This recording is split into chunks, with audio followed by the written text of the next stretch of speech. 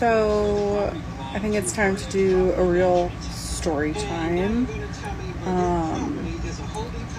If you're from Florida or near Florida, or you have a TV and a news channel, you might have seen the Wade Wilson trial for a double murder. He was just found guilty, thank God, of killing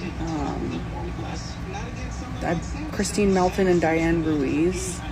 So I dated this man in February of the same year that he killed those two women. So this is us. I went to the news after all of this had happened to tell them about what he did to me. Obviously, he had no facial tattoos then. This is us again.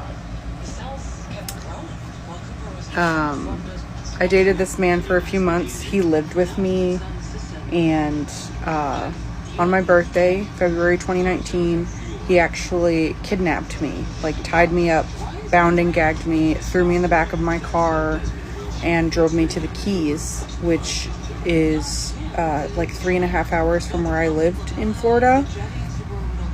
I went to the police. You might have to pause to read it, but I did go to the police. I went to the police right after. I drove back from the Keys at 4 a.m. going like 100 miles an hour, trying to get someone to help me. This is where he bit my face. He bit me, he busted my lip open. I had ligature marks on my hands and knees and my neck. I had fingerprints on my neck.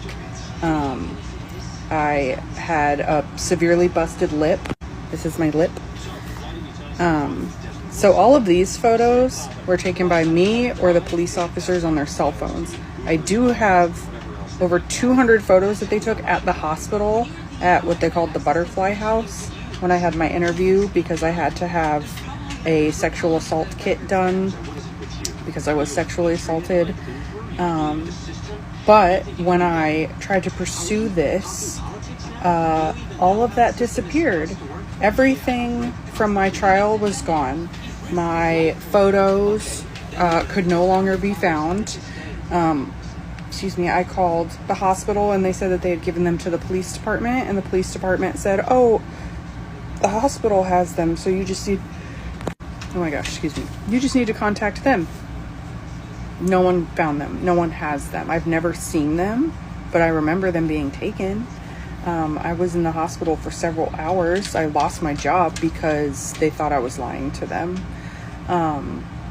So I don't know if it's because of his trial or not, but I could not access even like the affidavit or my story or anything. When I went to go look for it again, I have it all typed up from the day after, I believe. Here's another thing you might have to pause to read. So Detective Potter was the detective on the case. He told me that he went and interviewed Wade, who for the entirety of our relationship, he told me his name was Steven. He wouldn't show me his license. I found out that Steven was actually his middle name later. So Detective Potter told me that he went down to the Keys, did a DNA test, and spoke to Wade in person.